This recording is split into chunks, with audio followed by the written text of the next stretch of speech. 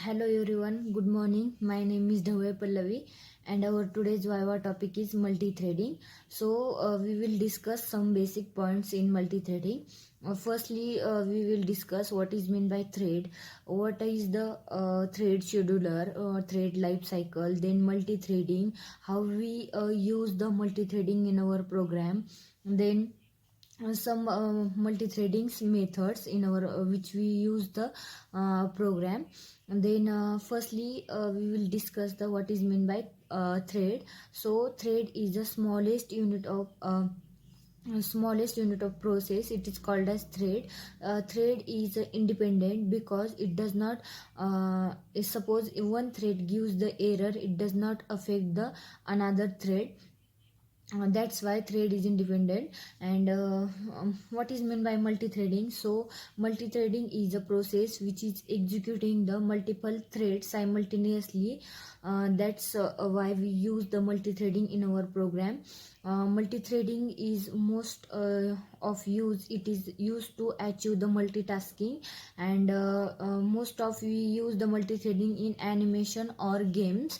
We will discuss the what is meant by multiprocessing and multi-threading difference. So multiprocessing means we can perform the multiple process at same time. It is that time we use the multiprocessing. And what is meant by multi-threading? We can perform the multiple thread, we can run the multiple threads simultaneously. That is called as multi-threading. Multiprocessing is a heavyweight process, and multi-threading is a lightweight process. Multiprocessing is a shared different memory area, and multi-threading is a share same memory address space.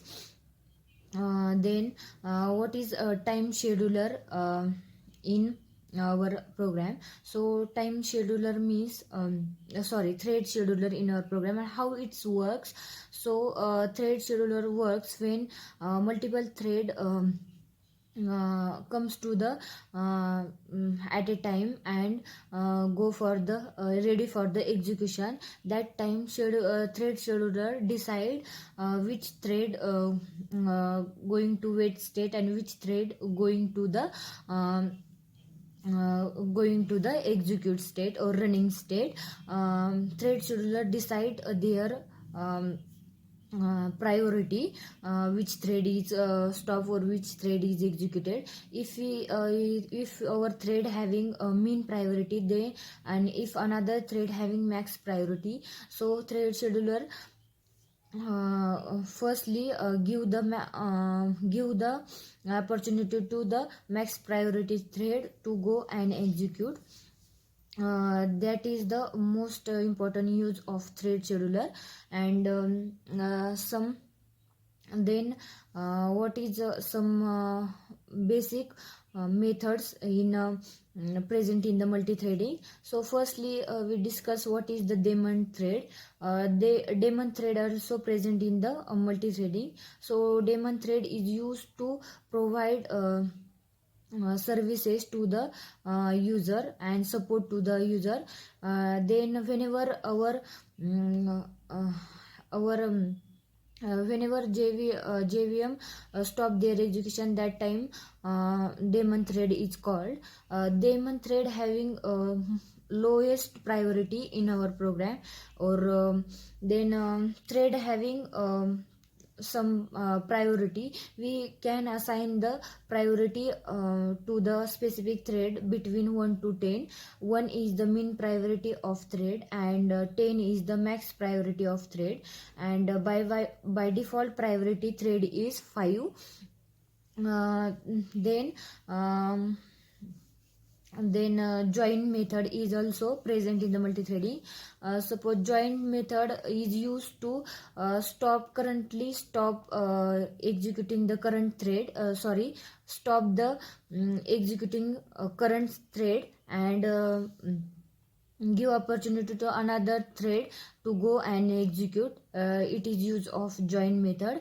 Then another method is used to yield method. Yield method is also used to the stop one thread and give to the preference another thread to go and execute. Then we also use in the start method in our multi-threading. Start method is used to start the thread. That time our thread is alive. Thread object is created in the new state, and it does not live, because when we call the start method, then that time our thread is live, or it is entered to the start state or active state having another two state like runnable and running state.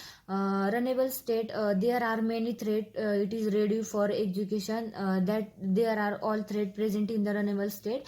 And uh, in that running state, it is the one thread process is going on, that thread is present in the running state.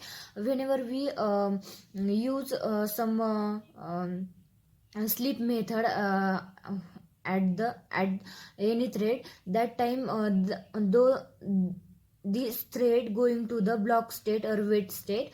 And whenever our thread process executing the process, that time our or complete their execution, that time our thread is killed. Then we also use the how we create the thread in our Java. Then by extending the thread class and by implementing the runnable interface, we easily create the thread in Java. So that's all about the multi-threading in Java. Thank you so much.